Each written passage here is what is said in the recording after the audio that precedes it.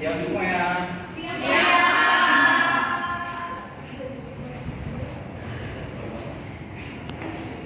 Gimana kabarnya? Baik. Baik. Sebelum kita mulai pelajaran, ada baiknya kita melihat sekeliling lingkungan kita di kelas ini. Adakah sampah yang masih terlihat? Itu Pak Paul, di Pak Paul, di Pak. Ini Pak.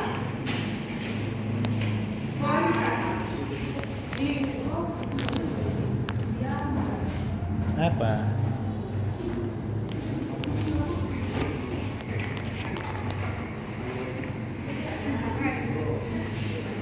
Baik, sebelum kita mulai pelajaran, ada baiknya kita berdoa terlebih dahulu agar pelajaran kita pada hari ini berguna untuk kita masa depan. Berdoa, saya pimpin. Berdoa dimulai. Berdoa selesai. Baik, sebelumnya adakah yang tidak hadir pada hari ini? Makasih ya Pak. Berarti 2 orang saja yang tidak hadir ya. Baik, sebelum kita mulai pelajaran, ada baiknya kita dulu ice breaking Yes. agar lebih santai dan rileks. Pak. Baik, ikuti cluenya. Ada berapa nyamuk yang dipukul? 5 Pak. Oke. Enggak ada Pak. 6. Ulang lagi ya.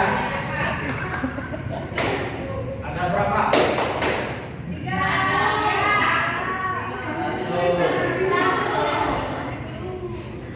Belum ada yang benar.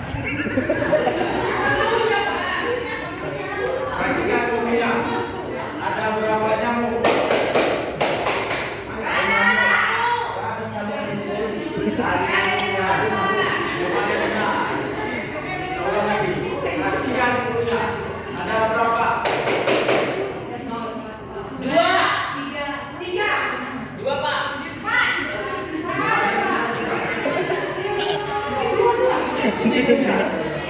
Ada berapa?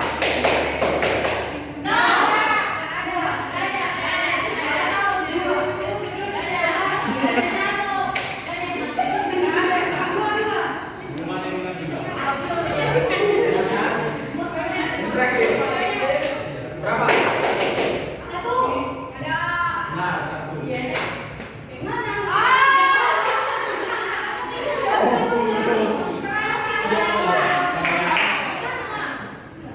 Berapa nyamuk yang ditepuk? 2.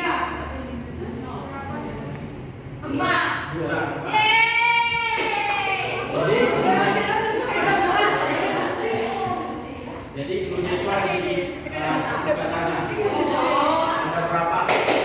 Jadi berapa? 2. Berapa? Lagi? Berapa nyamuk?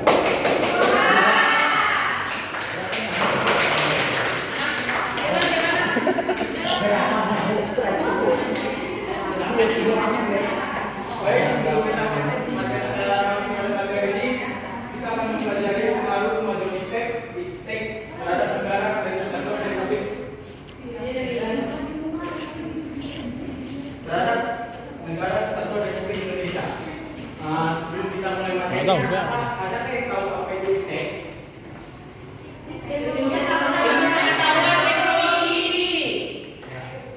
Jadi, adakah yang tahu apakah pengaruh kemajuan iptek terhadap negara kesatuan Republik Indonesia?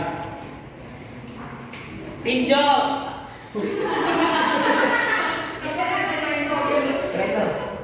Jadi, sini saya akan menjelaskan terlebih dahulu. Kemajuan iptek memberikan kontribusi besar dalam mempercepat pembangunan dan meningkatkan kualitas masyarakat Indonesia. Namun, kemajuan iptek harus diselektif dalam memilih dan diimbangi dengan pengelolaan risiko yang bijaksana agar nilai-nilai persatuan dan kesatuan tetap terjaga. Pak. Ada yang tahu perkembangan iptek secara singkat di Indonesia bagaimana? Baik, secara singkat.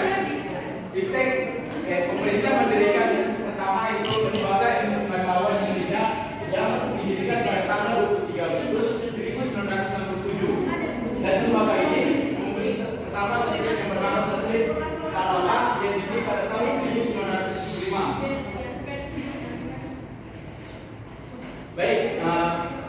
kita akan masuk di materi selanjutnya, pengaruh positif dan negatif dari kemajuan impact di beberapa bidang bagi bangsa dan negara Indonesia. Sebelumnya ada nggak tahu alat atau teknologi yang dikembangkan oleh Indonesia dalam mempermudah kita mempermudah kita dalam melakukan transaksi. Kiris. Nah, QRIS atau yang disebut dengan Quick Response Code Indonesia Standard yang penciptanya itu Amerika Regio yang tersebut yang sedang disindir oleh dua negara Presiden Trump yang dimana mereka sedang memberi perhatian dana dalam QRIS dan mempermasalahkan dan sedang dinegosiasi. Jadi untuk bidang ekonomi memiliki beberapa pengaruh yaitu pengaruh positif dan negatif. Yang pertama kita baca agar lebih cepat. Baik, yang selanjutnya itu ada di bidang sosial dan budaya dan memiliki pengaruh positif dan negatif. Yang kita baca agar lebih cepat. Dan yang terakhir di bidang pendidikan dapat kita baca agar lebih cepat. Baik, terakhir ada sikap selektif dalam menghadapi berbagai kemajuan teks yang dapat kita baca agar lebih cepat.